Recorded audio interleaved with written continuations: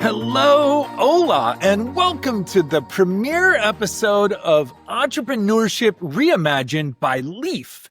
This is the new official podcast of the LEEAF organization here in Los Angeles. I'm your host, Rob Ryan, and I am thrilled to guide you on this journey over a series of regular episodes over the next year, where bold ambition meets equitable impact. Here at LEEAF, we believe that the future of business isn't just about revenue. It's about access, belonging, and transformation. Our mission to change the narrative of entrepreneurship so that talent from every community, especially those too often left behind, can connect with capital, networks, know-how, and growth. Each episode, we will spotlight the full spectrum of what LEEAF does and how they support your entrepreneurial growth. From the hands-on support of our strike teams that offer customized marketing, HR, finance, and tech ops help, to our entrepreneurial academies where emerging founders build practical business skills, to our Accelerator and fellowship programs where women and entrepreneurs of color-led enterprises get the fuel, mentorship, and follow-on support that they need. We'll talk to entrepreneurs rewriting their rules of growth. We'll talk to ecosystem builders and LEEAF team members designing new pathways and programs, as well as to community stakeholders and leaders eager to see greater economic development and growth across all of Los Angeles' neighborhoods. And finally, we'll meet with emerging talent, students and fellows who are stepping into service and leadership through LEEAF's programs. So if you're ready to reimagine entrepreneurship with us and explore what being an entrepreneur can look like, breaking old barriers, creating new networks and relationships while building businesses that not only serve commerce, but also serve community, then you're in the right place. Let's reimagine entrepreneurship together. As we set off on this podcast together, before we meet our initial guests today to learn more about the origin story of LEEAF, as well as meet one of the program's great advocates and success stories, I'd like to answer some fundamental questions that we always ask every entrepreneur to try and answer before they present their business to their marketplace. First and foremost, obviously, the easy, obvious question: what is LEEAF? Well, LEEAF is an acronym for Los Angeles Economic Equity Accelerator and Fellowship Program. It is what we call in the economic development world an entrepreneurial support organization with a focus on economic empowerment and local development. It began in East Los Angeles as a crazy idea of a dream and has subsequently expanded to serve broader Los Angeles County. And as I've coached tens of thousands of entrepreneurs over the course of my career to do with their own businesses, I want to answer a few very important questions for you about the story of LEEAF and why it matters to you. Why this organization? Why these programs? Why now? And ultimately, why should entrepreneurs like you and or economic development stakeholders in the community care? First and foremost, why this organization? LEEAF exists because the traditional pathways of business support too often leave out those with the most to offer. It was originally founded within the California State University system and widely expanded now. It leverages a focus as a national leader in upward mobility to build a different kind of entrepreneurship engine, one rooted in equity, belonging, and community wealth, not just revenue. It does this by focusing on entrepreneurs who've been historically excluded from mainstream systems. LEEAF says, we'll meet you where you are in your community. We're going to equip you with capital, networks, technical tools, and peer support in ways that is more than just business as usual. It's system change. So why these programs? Well, frankly, because the challenges and opportunities facing today's underserved and underrepresented business owners are really unique, and they require not only new formats, but new ways of thinking.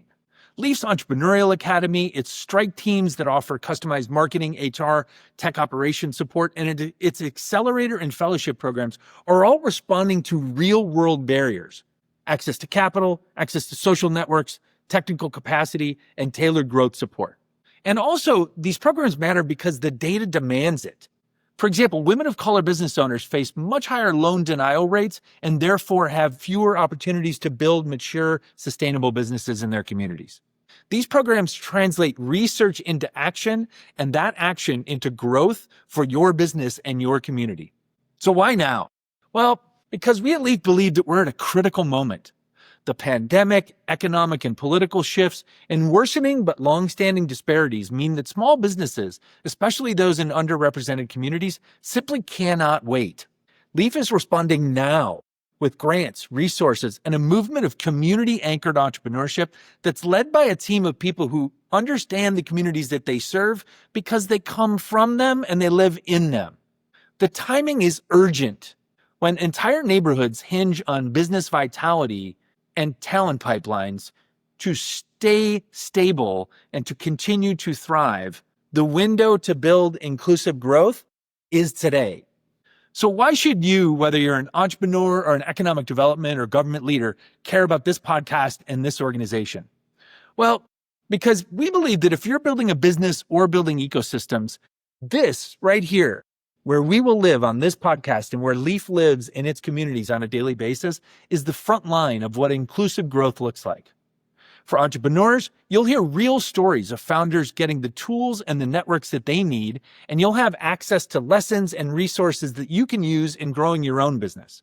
For economic development leaders and local stakeholders, you'll get insight to what works when you shift power, when you build peer-based ecosystems, and when you invest in human capital and apply mission-driven tactics at scale, community by community. Much like LEEAF itself, this podcast isn't just about inspiration or encouragement. It's about practice, outcome, and transformation. LEEAF has already served thousands of businesses, created thousands of jobs, provided thousands of hours of technical assistance, and much, much more. This podcast simply builds upon all of that by using today's most human, three-dimensional, and vibrant storytelling media, audio and video podcasting, to further connect, further support, further educate, and further empower our communities. So if you believe that entrepreneurship can and should look different, and if you believe that growth must include equity, you're in the right place right here. So let's get started. Let's begin to reimagine entrepreneurship together with today's first of two incredible guests. Today, as we launch this new podcast, we couldn't be more excited to be joined by Elianne Rodriguez, who is the executive director and co-founder at LEEAF. Elianne isn't just someone who talks about economic equity. She lives it every day, and she and her team are building the systems that make it real for thousands of entrepreneurs across Los Angeles. From launching 150 plus businesses over the last 4 years to driving more than $50 million in capital to underestimated entrepreneurs and connecting with tens of thousands of lives, she and her team are rewriting what modern day leadership and economic development looks like in Los Angeles during a time of unprecedented change. Elianne and her team are the engine behind LEEAF. Well, she's also the managing partner at List Ventures and a champion of inclusive innovation through her board work at Pledge LA and other organizations in our community. She's one of the most trusted, respected, and persistent leaders in Los Angeles. And I can say this from firsthand experience, knowing her very well. She's walked through doors that frankly just weren't made for her. And then she's held them open for thousands more to follow. Elianne, it is awesome to share this conversation with you today as we launch this new podcast together to amplify the voices and the stories of the entrepreneurs that make up your growing community at LEEAF. Thank you for joining us. Yeah, no, thank you, Rob, for, really embarking on this journey with us and helping us tell our stories across the board. We are super excited. There are so many stories to tell in the coming year. But right now, I wanted to visit with you to kind of help me to begin to tell the stories of the people, the programs, the resources, and the opportunities that we have here inside of the entrepreneurial economy of, frankly, many of Los Angeles's most working class neighborhoods. And so take us back to the beginning, if you can. Like, why did you launch LEEAF back in 2021? And how has it met or even exceeded your hopes and dreams so far? Yeah, no, thank you for asking that. It started way before 2021. I was actually running the Center for Entrepreneurship at Cal State LA, and I was collaborating with a couple of professors who eventually, became my co-founders at LEEAF. But I was collaborating with them on a project, and we had talked about, kind of all the gaps and items that were missing for college students, right? And I was sharing with them how hard my transition was from being a server, going to college, and then transitioning into a working like a different kind of job, right? I was like, how do I transfer my server experience into what comes next? And so we got into this like really, interesting discussion about what are some of the systems that the Cal State slack, right? And that students, first generation students, immigrant students kind of face when it comes to transitioning. And out of that, this really like kind of bold question, but also, the question that we now ask all the time is like, if you had $1 million, what would you do, right? Like, what kind of program would you design? How would you change it? What would you do differently? And that was a very engaging conversation. It was very, very thoughtful and obviously very far-fetched then. This was in 2019. And then, a couple years later, actually end of 2020, there was an opportunity for a $1 million grant, actually. Wow. They came to me and said, hey, how you had this idea? Like, let's develop it. Let's co-develop it, right? And think about what this could look like. So we wrote a grant during COVID times over Zoom, right? Just kind of like, drafting things and submitted the application. If I have to be honest, I was like, not in a million years are we going to get this grant, right? That's sure. It was really kind of an innovative idea. And now it feels like it's been the answer all along, but back then it felt like a very innovative idea.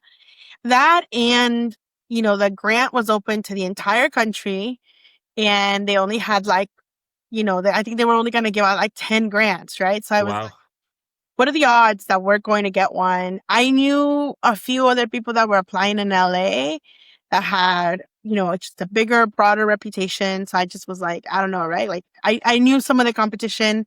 So I just wasn't really sure that we were going to get it. But I was like, it doesn't hurt to try, right? Like we'll submit it. We'll see what happens. Can't score on shots you don't take, right? Yeah, exactly. So submitted that application. Interestingly enough, I was working at that time and I decided to move from that job and, went on to do other things. And so when the professors tried to reach me, they couldn't, right? Because my work email was no longer working. Jeez. Let me know that the grant had landed, right? And that our partnership was going to go through. And so they found me on LinkedIn. Actually, one of the professors told me, like, I created a LinkedIn just so I could find you. Oh my goodness. And so, went on to like find me on LinkedIn and we got connected. And shout out to LinkedIn for thank God they could track you down after the crazy shot that you shot actually came through. Yeah, no, and they were like, yeah, so we got $1 million and this was your idea. So what do you want to do, right? And obviously at that time I was like, it was a crazy idea. I had done some pieces and parts of it in my previous roles, but I had never put everything together under one roof. So it definitely was like, oh man, like this is different, right? This is new. But my co-founders were great and they were like, we're going to figure this out. We're going to get through it and, put all the pieces together. And we did.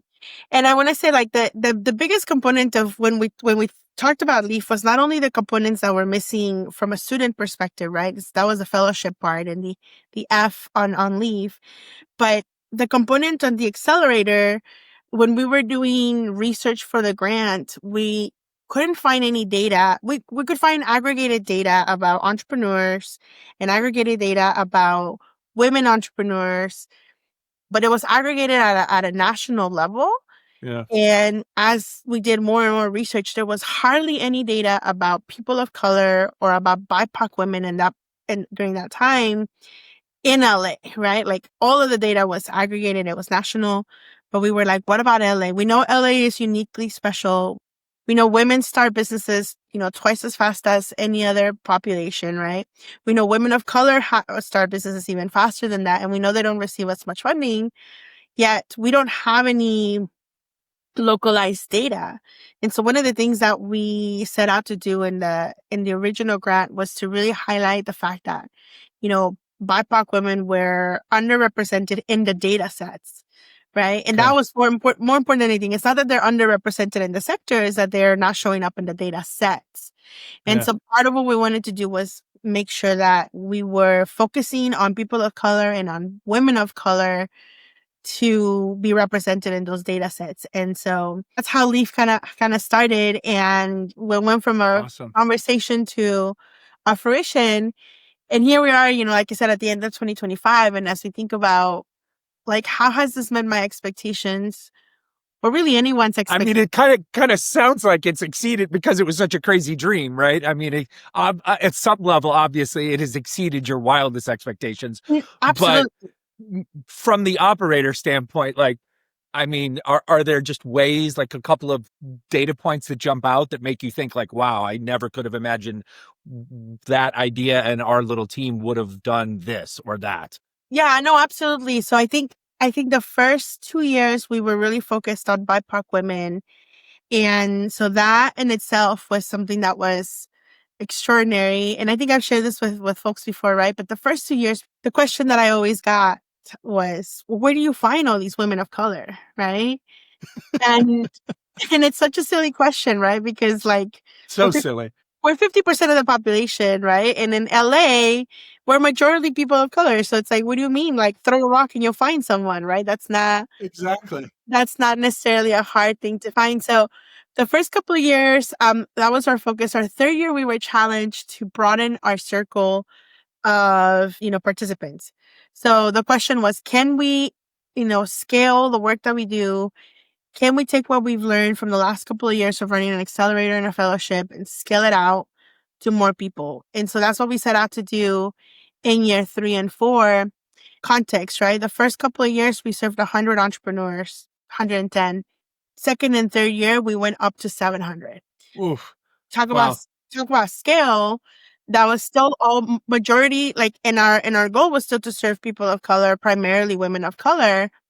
Even if our programs were not for BIPOC women, our goal was still to find those women, to find those people of color and serve them. And so, our data tells us that 80% of the people we serve are people of color, and 70% of people that complete our programs are women of color, right? So even if we are not hyper targeting like we were the first couple of years, the traction and our intentionality and building out the programs is still very much there, showing up in the data. Absolutely. And over the last 4 years, we've been able to reach and interact with almost 14,000 businesses, which again, Incredible. right? It's a number that we would have never guessed. I think our goals for the first year were like a couple hundred, and here we are 4 years later in the thousands.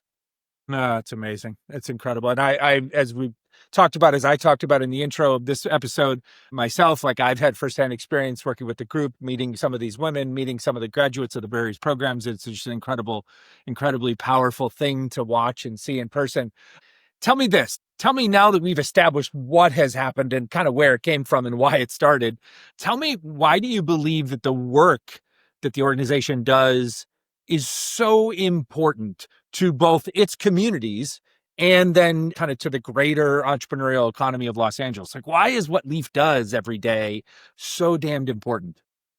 Yeah, I think there's a component of the why, and I think there's a component of the how, right? And maybe, everybody, not everybody, right? But a lot of folks and a lot of organizations have a similar why, but everything lives and dies in execution, right? We talk about that with entrepreneurs. So why is our work so important? The data still shows, right? Like we still don't have representations in the data sets.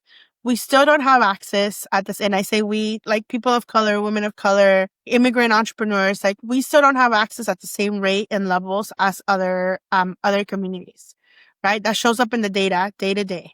So our hyper focus and intentionality matters for that reason. Until, the data sets and the representation is comparable to what the LA representation looks like, that is why we have to keep doing this work, right? There's just no other way around it, right? The how, I think, is really something that has become the staple part of LEAF, and why so many, like folks come and work with us. They partner with us, right? And they hire us to do work. One, we tend to do the work that is the hardest to do, which is to reach the folks that are the hardest to reach, right? And we're talking, and again, this is not rocket science, and it's not a complex idea, but it is very hard to scale. Reaching folks door to door, canvassing, right? Going to their businesses, talking to them, listening to them as they are upset about whatever it is that's happening as they are struggling through, the day-to-day operations, it's hard. It takes a lot of human capital. So that is one of the things that we do, and we do really well. Like I said, 14,000 businesses reach. That's on a door-to-door basis, right? That's 14,000 flyers at least that we have left behind and said, hey, if you need resources. Only 1 out of 10 people will talk to us. Will actually be, open enough to have a conversation with us about what they need help with. And so, think about going door to door and having 9 rejections and only 1 yes. Right. That's Yes. hard You're work. giving me flashbacks to my early days in sales when I was a young, early 20s-year-old kid working for my dad. Yeah. But it like the numbers bear out over time though, Yeah. because to your example, like if we just do the math, right, then that means that's roughly 1,400 people that Yeah. did engage in conversations on the first attempt. Yep. And that in and of itself is incredible outreach. And then if you really dissect the rest of the number, that's another 12,500 people who at some point with repetitive follow through and like, hi, we're here again, and or just natural occurrences of them looking at the material that was left behind or the impression that got made on them by that member of, I think it's called your street team. Yeah. Like then some number of those people are going to reach out and some number of the follow-ups will reach out. So, and then you're also adding to the net new people on top of the 14,000. So, I mean, inevitably, it's just incredible work that you're doing hey, we talk about it all the time. LA is massive. LA County is massive. If Los Angeles County was a country, not just California, but if our town was a country, we'd be like the 17th or 18th largest economy in the world, right? So Yeah. we're essentially just here in our neighborhood, a massive country economically, and yet to touch 1,400, 3,000, 5,000, 14,000 businesses is touching a lot of the businesses that are here. Yeah, no, and I think to, to that point, right? Like it's not just the physical labor of having to pave the streets, right? And walk them and talk to the business owners. It's the rejection factor, and then it's the people that are interested, right? And then servicing them. I think the other thing that makes Leaf really special is having seen so many models of what the industry calls technical assistance. We're seeing the gap, right? And so we're filling that gap of technical assistance. And I call it technical assistance 2.0 I like that. There we because go. it's like the next generation, or it's the upgrade, or it's the new wave of what technical assistance should look like, right? Education and advising has been the technical assistance standard for 100 years, right? And it's been, you take an entrepreneur to a workshop, you teach them, some content, a skill set, right? And then you advise them on how to apply it or how to like execute it, right? There's still a lot of technical components behind learning a skill set that is not covered in the education, and that is quite frankly like not realistic to expect an entrepreneur to learn, right? And I give them the most simple example of like websites. We can teach a business owner why a website is important, what a website should have, what kind of content they should be putting on there, right? And then we advise them on how to like, build it, and we can even give them feedback on like the language they're using or the photos that they're using, right? The system that they're using. But nobody is teaching them how to use Wix or Squarespace or like any of the actual software to build it, right? And so you have this gap of like education on one side and then advising on the other side. And then there's that middle component of like, and who's going to build this website? Who's going to actually sit down and code or sit down and put blocks here and here and here to design and wireframe this thing? And that part is the part that we have actually been really focusing on these last 2 years. From our fellowship model, all of the students that have gone through our fellowship, like they have some other core skills, right? Like they know how to build things. They can do project-based work. And so our technical assistance 2.0 really relies on building that middle segment, which is the deliverable-based technical assistance, right? You come to us after you go to a workshop with your colors, your fonts, your pictures, what you want to write on your website, what your website should have. And then we will build something for you, right? We will build a website for you, right? Our strategy studio team will build a website for them. right? That they can then take to the advisor to give them feedback and say, hey, this is great, but maybe you should think about changing this and this and this and this. Then we go to another, iteration feedback, right? It's So incredible. I think that's the part that's really like outstanding on both of our on both of our ends, right? Like the level to which we're able to reach folks that are the hardest to reach. And another fun stat on our hardest to reach, 70% of the folks we reach have never heard of resources, right? I think it's like $20 billion or so Right. out of me every year worth of resources between SBA and, all those small business resources. And yet 70% of folks don't know that there's programs, that there's advising, that there's consult, like they just don't know, right? They're just Yep. like, they're, working through their business blindly. And so us coming in and just being like, here's one resource, but here's also all of our partners that can help you with things. Yeah. And then taking them through the process of like, we can build something for you that is tangible and that you can see revenue, or you can see business growth right away.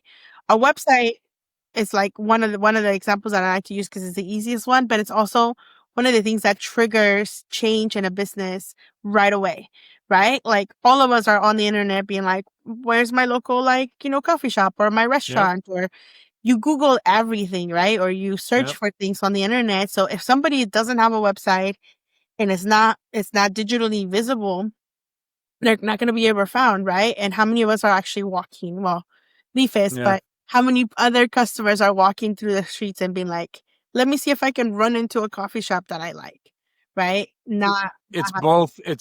It's both, as you say. It sounds like to people that are entrepreneurs or to people that have been in business for a long time, like some of it sounds like so obvious, right? Yet, as you say, it is essentially the building blocks. It is the foundational pieces of, if we're going to use the metaphor of a house, it's the foundational pieces of like, hey, I can say like, I want to build a house and I know where I want to put it. And I kind of know what it looks like when I close my eyes, but that doesn't mean I know anything about concrete Right. You're or not like, framing or construction or like I love this idea of kind of technical assistance and education. I'm going to call it entrepreneurship support 2.0, right? Like I love that because that plays right into exactly what we're talking about in this show, in every episode that will come for years to come, right? Is this idea of reimagining entrepreneurship, right? Leaf, you guys as a team, as staff, as volunteers, as a community, as well as the entrepreneurs, the small business people and business owners that participate in your programs, you're together, you're reimagining entrepreneurship, both what it means to be an entrepreneur,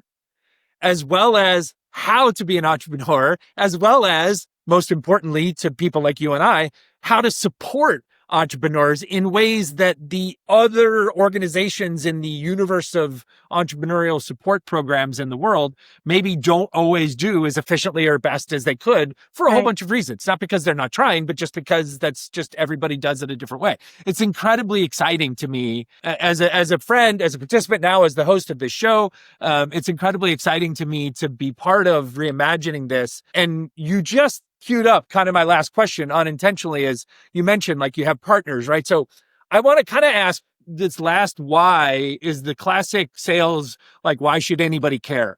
Right? Or why should your audience care? And in your particular case, I want to highlight a couple different constituencies because it's not just you and it's not just you and your team, right? You've got entrepreneur business owners that are constituents. You've got donors that are constituents. You've got government partners that are Yes. constituents. You've got organizational clients that are constituents, municipalities, universities, et cetera. You've got other types of benefactors, and then these industry collaborators, this massive network of investors and speakers and coaches. So talk, if we could, break each of these down a little bit. So most importantly, the primary part of our audience, right, is the entrepreneurs that we serve, Hmm. right? So why should they care that Leaf exists? Yeah. I think the most important thing that like entrepreneurs need to know about Leaf, or they should care about us, is like, one, we're here to support them through some of the most, like you said, foundational blocks, right? Many times when businesses are starting, business owners are like, where do I go? Who do I turn to? Right? They can come to Leaf. Sometimes they've already started and there is this component of maybe like shame or or like embarrassment of like, I started this thing and I know I didn't do it right. And now I need some help, and that's embarrassing to ask. Right. It's a little bit embarrassing, right? But also like some support centers or some support networks can be punitive, right? Like you started a business, and like you're like, I don't know if I should go to the city and ask this question because am I going to get fined for Right. doing the thing that, that I wasn't supposed to do or that I didn't do it right? Hey, that's it. That's part of it. That'll be part of our tech. LEEAF, we're not punitive. Right. And that's part of the work that we've been talking about, like you said, on the outreach and the canvassing. Like we need to be out on the streets talking to small business owners, not just when like they owe us money, right? Not just when they owe fines, not just when they don't have permits. Like our visits should be supportive and should be collaborative and should be community driven, not punitive, right? And so for business owners, right, like there's that safe place where like it's okay to like not know what you were doing because honestly, like that's kind of how everybody starts, right? And so come to us, let us help you, let us impart the knowledge that we have. Um, and then I think that the third component, which really ties up everything that we do, is like with us, they're gonna have representation. Small business owners need to really understand that they are not just, operating businesses. This is something that is true for small business owners. They're not just operating a business, selling a product, providing a service. They're doing that and they are community hubs and they are community voices and they are places of, organizing, right? And we're seeing it more so over the last 4 years. Like the small business owners are stepping up to the plate where like a lot of other organizations, entities, or even systems that are designed to help are not doing so, right? We see, and I think as you talk to all of the entrepreneurs, during the series, you're gonna hear like, yeah, I sell coffee and right, Right. we have this and this and this and this and this, right? And they are, hubs of community. They are hubs of resistance. They are hubs of connection. They are these small businesses are places where like communities are built, where communities stay organized. And so with us, I think with LEAF, one of the key things that we're, really focusing on is how do we make sure that those small businesses have representation and have a voice? And we I do it love through that. our data, right? Because now as being part of our data, they're having representation in the data sets. Yep. Right. With us, they're having a direct connection to, like you said, our public partners, our public entities, right? Our municipal entities.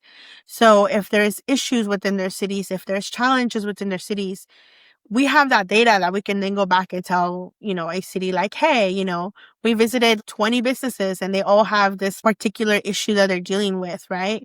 And we can help them redirect some of their money, redirect some of their budgets, rethink how they're supporting their businesses, right? Yep. And so I think that representation is really important and matters as it relates to their day-to-day business, but also as it relates to their community at large, because Hugely. it's not just supporting them as a business, but it by supporting them, it's a domino effect of supporting all the communities and then they support. So again, representation. That is literally, as you said, it kind of ties the bow around everything that you guys do, because it answers also the why are all the other constituents that are participant around LEAF, that are adjacent to LEAF or involved with LEAF, why does it matter to them? It's because of what you just said, right? Because in the United States, small businesses that are run by people with fewer than 10 or fewer than 5 employees, literally make up about 98% of our economic output. So in every city in Los Angeles County, California, everywhere in the world, in the United States, small businesses are just businesses. And that's what I love about we're reimagining entrepreneurship, right? We're going to help these people understand what they're capable of in their communities and grow their business, which then allows them to have the impact that they want to have. It's incredibly powerful. I'm so grateful for you. I'm so grateful for this opportunity. Thank you for joining us on the show today. Thank you for rooting us in how we got here, because the truth is we can never really understand where we're going in life or in business unless we understand how we got here. So thank you so much for visiting with us, Elianne. For everybody that's listening, be sure to stick with us now, as we're going to be right back in our next segment. We're going to meet one of the LEAF community's great success stories and strongest advocates, and you're not going to want to miss that. So be sure to come right back after the break. Welcome back to Entrepreneurship Reimagined by LEEAF. You know, as the saying goes, we saved the best for last. As we finish up this special inaugural episode of the podcast, I couldn't be more excited to be joined by Diana Martínez, founder, owner of Cafe Calle, and a real-life success story that's grown straight out of the LEEAF community. Diana is the humble but bold founder behind Cafe Calle, a South LA coffee spot that grew from street vendor beginnings into a beloved community cafe that pays homage to its Central American culture and specialty coffee. I'm honored to have her on the show today to not only share her own journey from and she'll tell us more about this, like, let's call it unfulfilling day job, to barista to business owner, but I'm also eager for her to have an opportunity to tell us about how LEEAF was such a critical part of her success. She's a proud daughter of Salvadoran immigrants, and her mission is to bring craft coffee and social purpose together, which she is doing every day with her team here in South LA. Diana, it's great to welcome you to the show. Thanks for being here. Thank you. Thank you for having me. I'm really excited to join you guys and tell you a little bit about me and what we're doing. Awesome.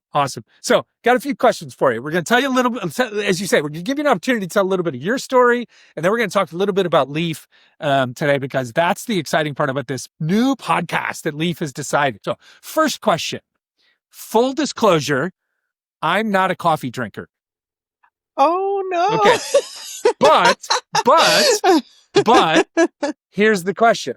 I am fascinated by the coffee culture and the business side of it. And in fact, I have a handful of really good friends and a couple of mentees who are in the coffee business here across Los Angeles. So I'm super excited to kind of add you to my circle of people that run amazing, cool coffee shops, even though I myself am not a coffee drinker. So here's my question to you, right?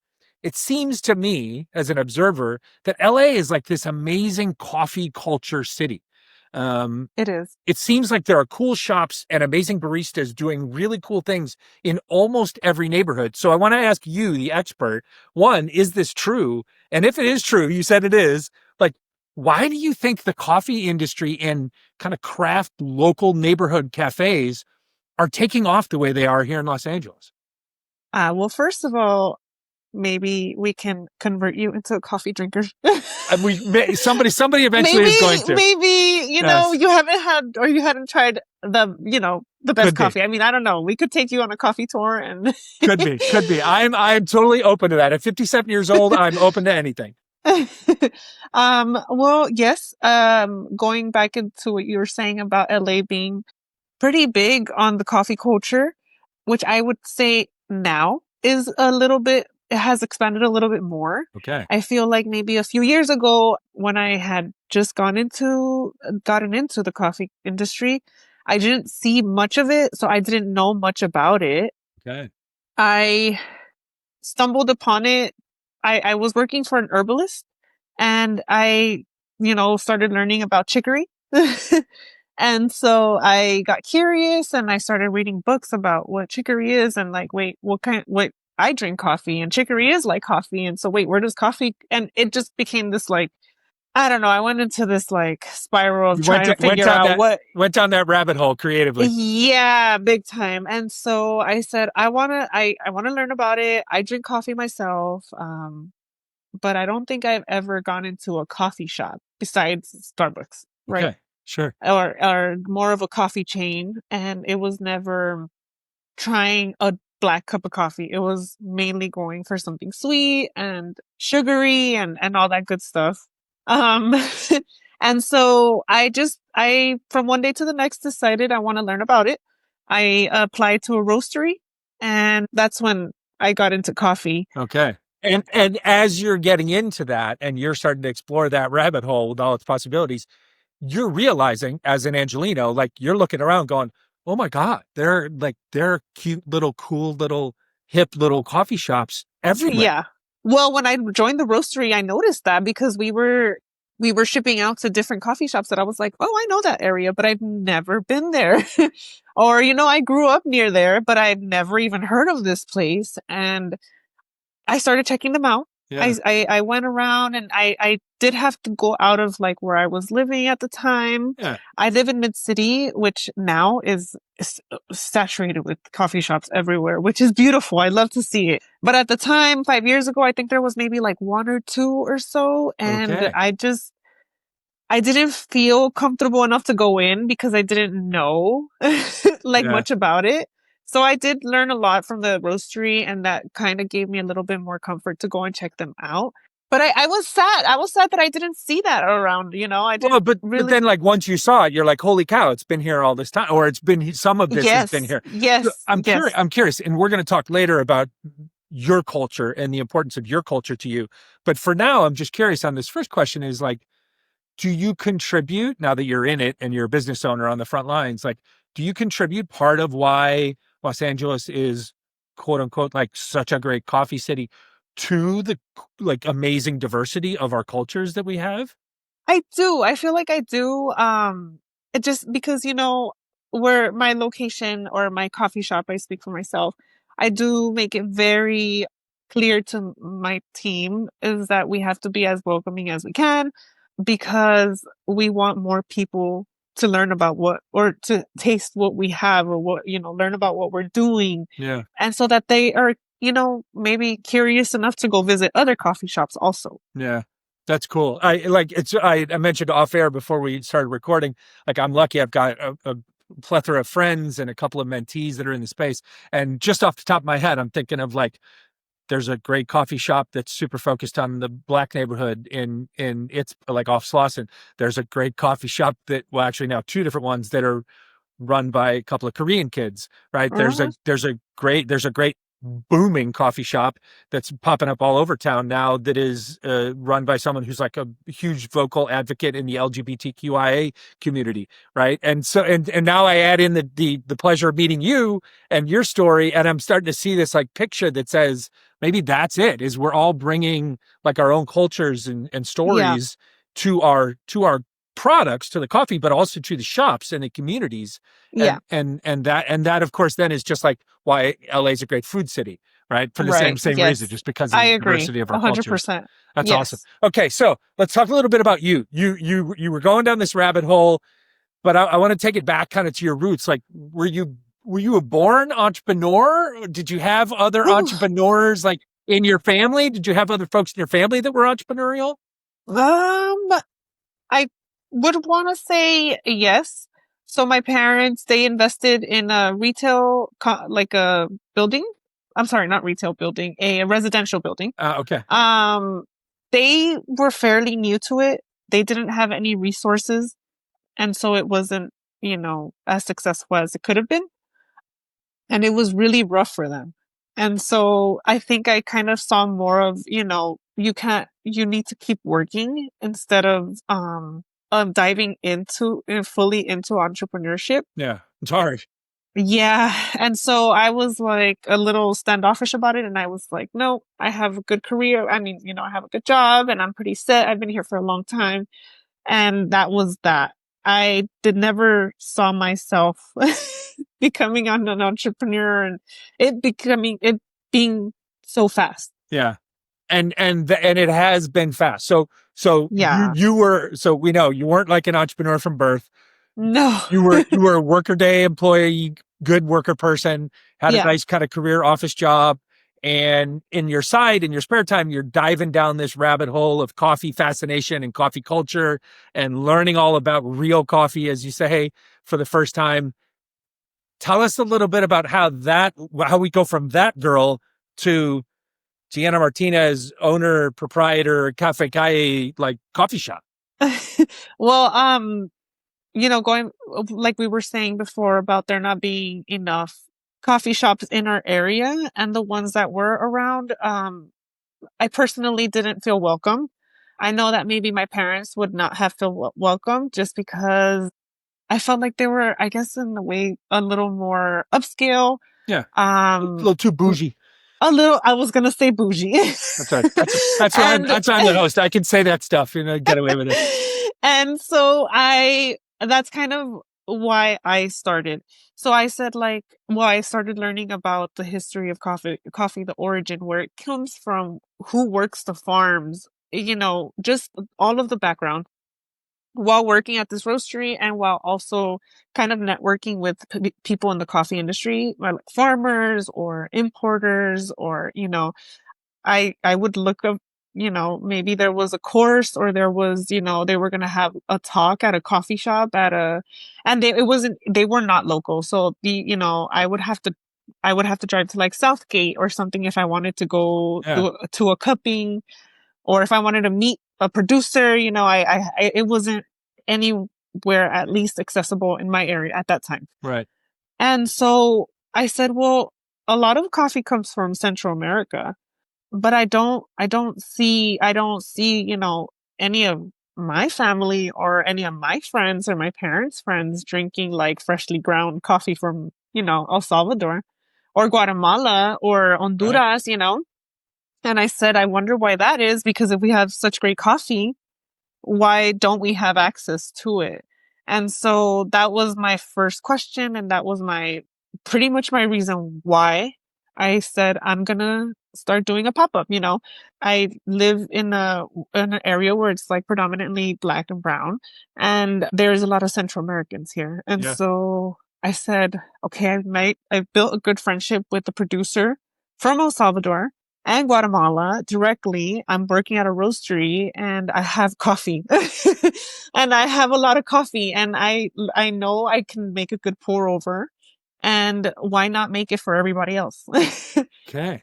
And so originally it started by, if anybody would invite me to their home to like a little get together, I Right. would take my whole coffee gear, like a kettle, a grinder, and a Chemex. Wow. And I said, don't worry guys, I'm not taking anything, but I'll take the coffee. I'm not taking food, but I can make coffee. That's funny. And so, my friends and my family, they reacted pretty excited about it. And so I said, wow, and these are people that travel, they're Salvadorian, they grew up there. Yeah. And, And they were getting excited here about experiencing this great coffee that you were making. Yeah. And so I said, like, that there's got to be more to it. Why? Like, why are we not drinking this ourselves? And so I started doing research about the history of coffee. I started reading some books about it. And then I learned that coffee is very valuable. Back in our home countries, if you don't have a farm, it's very expensive. And out here, I think people that were already in the coffee industry from years ago, they knew that it was good coffee. But sadly it was more like, I don't know, I guess I felt like they were gatekeeping it. Sure.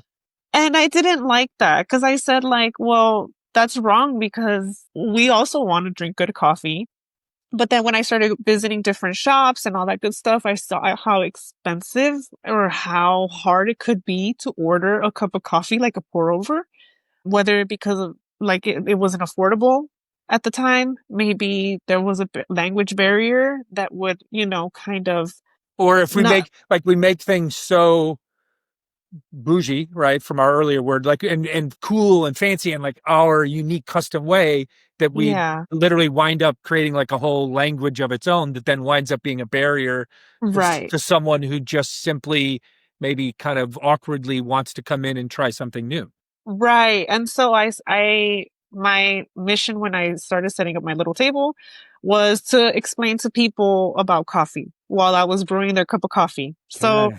at first it was good. It was great. I said like, this is amazing. I'm having a great time. We're having a great turnout. I was brewing coffee at a really affordable price. I was doing pour overs at $2. So now people are like, wait a minute, I can get really good coffee like this and it's not going to break the bank. Like I can do this affordably. Holy cow. Right. So I did do that for a good while. And then I started selling coffee beans. I said like, you know what? People started asking me about them. And I was like, okay, let me reach out to my friend and see if they're open to do like some type of wholesale with me.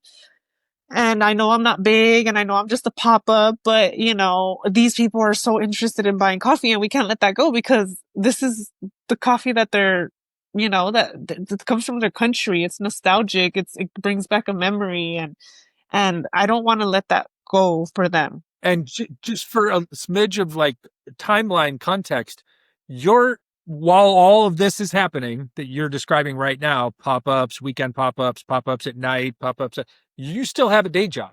I do. I was working two jobs. I was working a full-time job, which was like my Monday through Friday. Yeah. And then I was still at the roastery because I was, I was and then very doing involved. this. And doing the pop-up and Okay. community markets. And, Yeah. and this is all in the last 4 or 5 years.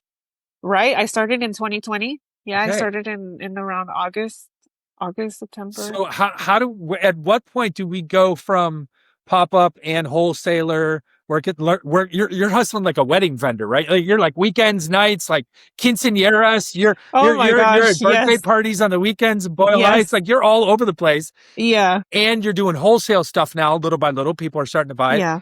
And at what point does Diana Martínez say to herself, like, I think I want to open up a coffee shop? Oh my goodness. Well, this was like about, I want to say 8 months into doing pop-ups and community markets and all that good stuff. I had a residency at a plant shop, and unfortunately it didn't go well. Now I know, that there's ways to do things, and you got to do what you have to do.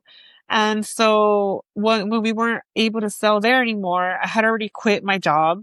And so I had already said, like, I want to go full in on this residency. We have good traction. We built a beautiful little outdoor cafe and people love it, And, when that was gone, I said, well, I still want to do coffee, and I've already gotten the feel of having a little coffee shop. So why not maybe invest in like a brick and mortar? I did consider maybe a truck and, maybe going like mobile. We still had the espresso bar. So I said, I do have the setup for a pop-up. So maybe I can do, like a mobile and just set up somewhere. But then I said, no, I'd just rather do things by the book this time. I've already gotten, slapped on the hand, and then I don't want to go that further. And so I started looking for locations. This was maybe mid 2021. Okay. I said, let me look for locations. If it doesn't work out, at least I tried. Yeah. And lo and behold, it worked out apparently. It did, actually. We were very blessed because there was a location that I had gone to see that wasn't going to work out for us financially, or, I didn't have the capital for it at the time. And so the owner, he had several retail locations. Okay. So like a property owner or landlord who owned a bunch of buildings. Yeah. So the property owner, he reached out to my broker, and she reached out to me, and she told me, like, hey, this person reached out to us directly and they want you to go check out this spot. And yes, it is in the hood, and, maybe the area is not the nicest, but it has parking. They're willing to be flexible, so they're willing to negotiate. And I think you should go see it. And I said, like, okay, just give me the address so I can at least do my research. And she showed it to me, and then it turned out to be like about a block away from the high school that my partner and I graduated from. So I said, well, we know the area pretty well. You're like, this literally used to be our hood. Yeah, I was said, like, we can, our friends, our family, we have a lot of support here, and if anything, that can help us stay, afloat is going to be support from like the community that we already have. And then that we're slowly going to build more. And so, 2021, we got the space. I signed the lease. 2022, we opened up the brick and mortar. Amazing. Congratulations. Yeah. I mean, and here we are in 2025, and it's been open and thriving since then. Yes. I'm sure it's all up and down like every business. And of course, and it's, party to all the problems that we have in our macroeconomy, and it affects you guys. Oh my goodness. But just to have gotten to that point in 2022, I'm saying to you as a fellow entrepreneur, like, congratulations, because just getting to that point is further than most people ever make it. And so to see that you've gotten so far as you've gotten today, now with, again, a thriving shop, a community that's built around it, you've planted roots in the middle of the community from where you grew up, right? And you're bringing essentially kind of real roots, like from Central America, like from the root bean of the coffee bean, right? You're bringing that back to the community from which it comes, essentially, Yeah. which I think is so amazingly beautiful, and it sounds so obvious, but it's also unique, right? Like, because Yeah. not if everybody did it, like it'd be easy, but everybody doesn't Right. do it. Right. Yeah. And so in that sense, you stand out for that. All right. So I want to ask you a couple questions. Thank you for sharing that. Like, now let's tie into somewhere in that journey. You're, like you said, you're like a full-time employee with a side job who's curious about coffee, who's kind of maybe doing pop-ups, and then you are doing pop-ups, and then you're just like becoming a wholesaler because one day you just decided, like, I think I could sell this wholesale. Not because you said, I want to grow up and be a wholesaler. All like, and at one point in that journey, you either, and I'm curious, you describe it to us, like you either say, holy cow, I need some help, Yeah. or someone in your world or something in your world drops this thing in front of you and it says, oh, here's this organization called LEEAF, and they're from the community and of the community, and maybe they could help you. Like, so tell me a little bit about how you came to find LEEAF originally. Yeah, so that's a funny story because I felt like Lee found me. And it's very true because well, when everything happened with the brick and mortar, I thought I was ready. I said, okay, I ran this little like, outdoor cafe for a couple weeks or a few weeks, and I got it. I got it, and I'll be fine. Um, but I didn't have it. I didn't have it at all.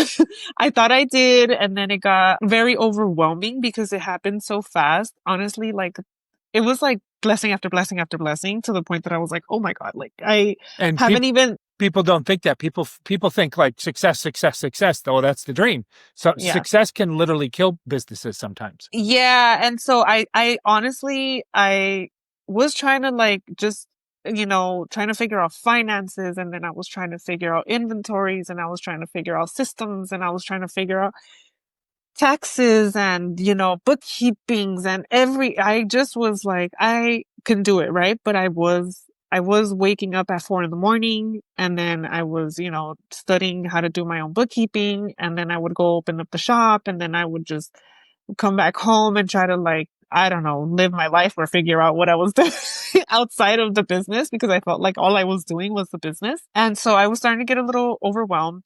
um I got a message from Leaf on social media, and it was like at the perfect timing because I had already said like I don't know if I can do this. It's becoming really stressful. I'm not very happy. I'm not spending time with my family. I'm not spending time with myself. I'm just not doing anything besides trying to learn Yeah, about to learn how to. to do all of it. Yeah, and I didn't, I didn't, because I don't have much examples of how to run a business, and I didn't go to college. I didn't know everything that you really, really, really needed. I thought it was just making coffee, and then my coffee, that's it. And selling it and taking the money And and as having a long as we profit. were selling it, we were Right. fine. So you somehow a social media message from Leaf or a post or something Yeah. comes across your feed, Yeah, and and what happened I thought it next? was, well, I thought it was too good to be true. I was gonna pass on it, but a friend of mine, she was also she had also opened up a coffee shop around the same time that I had, and so I said, she was like, "Hey, by any chance, did this person, you know, uh, send you a message?" And it was similar to the message that she had sent, or that Leaf had sent me. And I was like, yes. And then she was like, well, are you going to do it? And I was like, well, I don't know if it seems too good to be true. And, it's free. And she was like, yeah, they're offering like all these courses, like all this like kind of mentorship for free. And I was like, well, I mean, I'm gonna throw my email in there, and if I get selected, then I'll do it. And she did the same, and we both got selected. And so, and then, well, the sleeve started, the program started, and yeah, it turned out to be very much true. It was, a blessing in disguise, because I didn't know that what we were going to learn was going to be so beneficial for me, at the time, because, I was learning how to do finances, and finances was something that they were teaching. And so I was like, wow, okay, how did they know, you know? Now, instead of sitting at home at night, exhausted from running the shop, Yeah, like, and trying to self-teach, now all of a sudden you're in a with classroom or with a professional, with a with a professional who's professional. teaching you about this stuff, and you're surrounded by other people like you. Yes, and I didn't feel so alone. And so I felt like, okay, maybe if I, let me continue doing this and meeting other entrepreneurs that are on the same boat, maybe it'll give me the strength back that I needed, that, And or to find my reason why again. and apparently it did, because we're here, Yeah, right? yeah, yeah. And so it Do you was think great. you like the road less traveled, right? Like, had you and Leaf not found each other at that moment, and had you not been able begun to realize, like, holy cow, there are resources out there and there's community out there, like, would you have made it, or would you have given up on yourself, do you think? I don't think I would have made it. I think Yeah. I would have decided to maybe just back off the business. Yeah.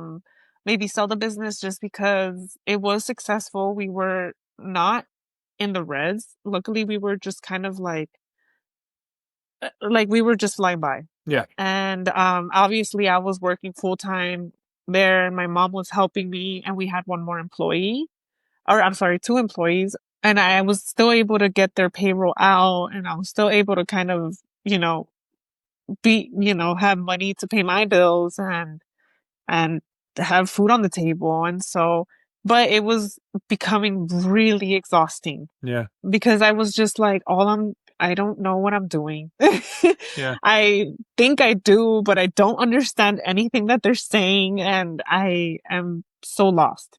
And so the context of the material, like the classes, the things you went through when you went through your cohort of the program, plus the community, wound up literally saving your business. Yeah, yeah, they did help us with a lot, not just with, learning about business, but, a little bit about mental health. They incorporated a lot of, just a lot of like self-reflection and they gave us an open space to, communicate with them if we needed to.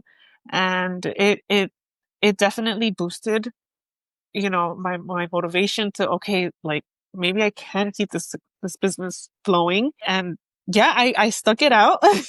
And they definitely did help us a lot. I did Amazing. become, good friends with like a lot of the other entrepreneurs that were there. That's what I was going to ask. So now, like, here we are a couple of years later, your cohort happened way back when.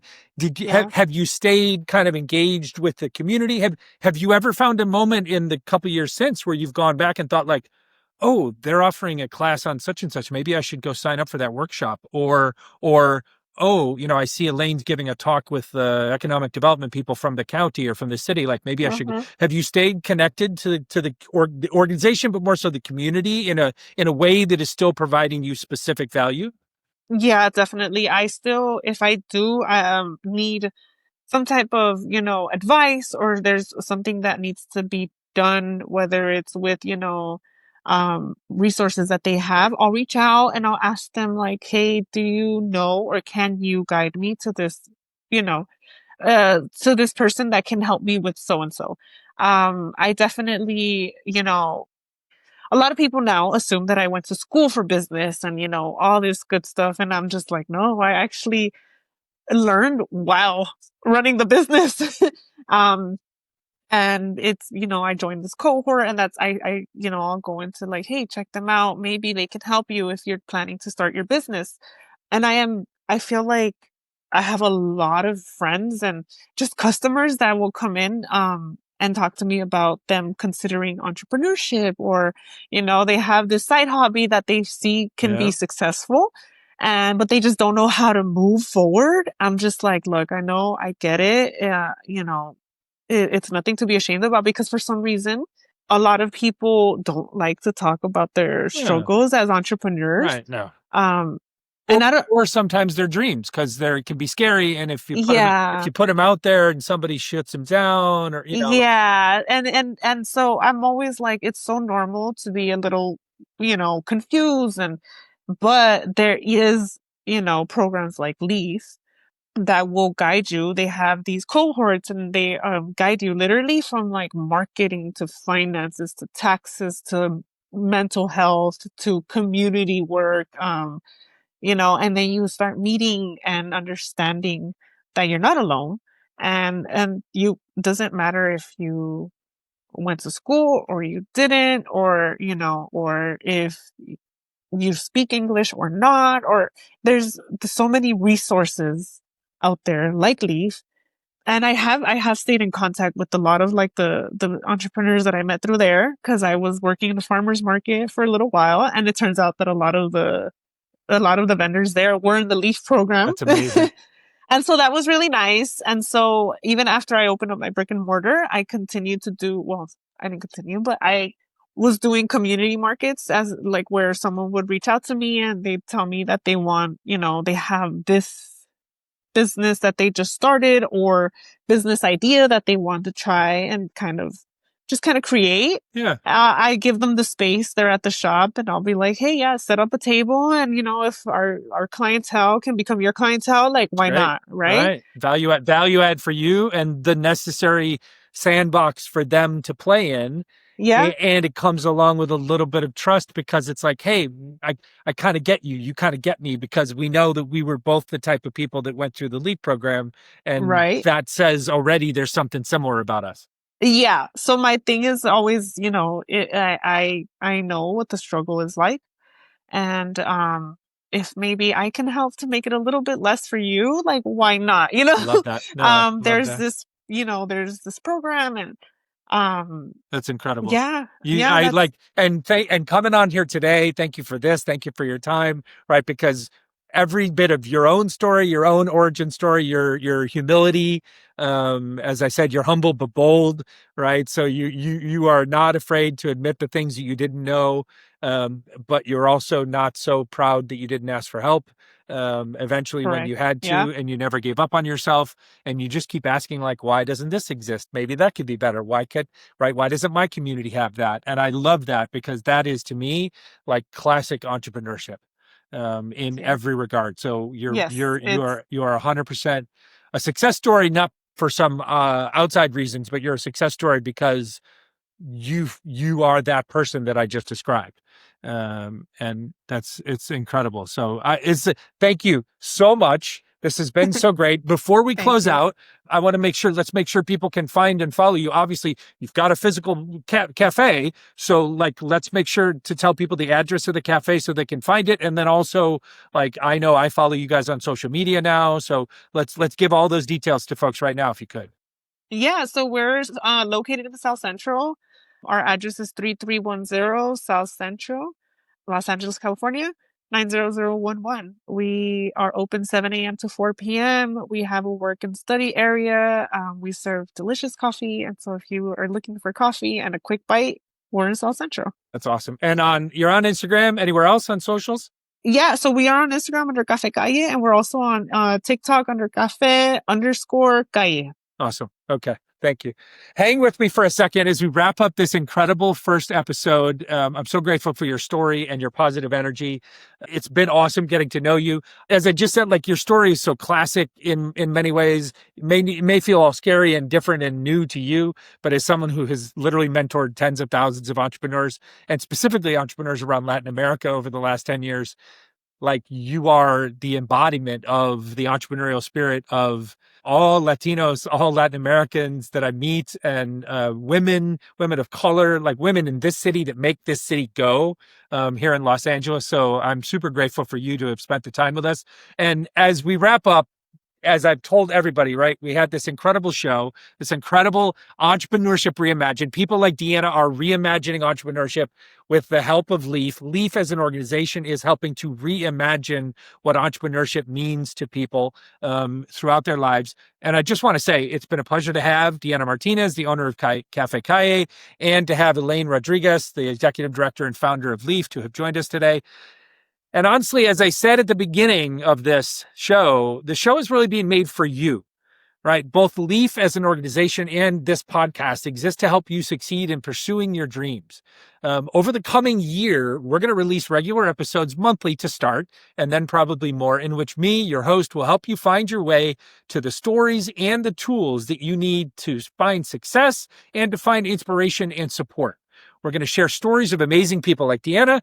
We're going to introduce you to the teams and resources available to you through LEEAF. We're going to highlight the programs and the events that you should participate in, as well as we're going to interview key stakeholders across the entire entrepreneurial business community and political community of Los Angeles as we all come together to try and help create this vibrant, diverse, economically thriving world and city that we all want to live in. So thanks again for joining us here on the first episode of Entrepreneurship Reimagined by LEEAF. Don't forget to like, follow, subscribe, or share the show wherever you enjoy your podcasts in audio or video format. And of course, follow along on LEEAF socials to enjoy the incredible content that will come out of each episode. So Diana, Elianne, thank you. Thank you for joining us on this first show, and we'll see you back here soon.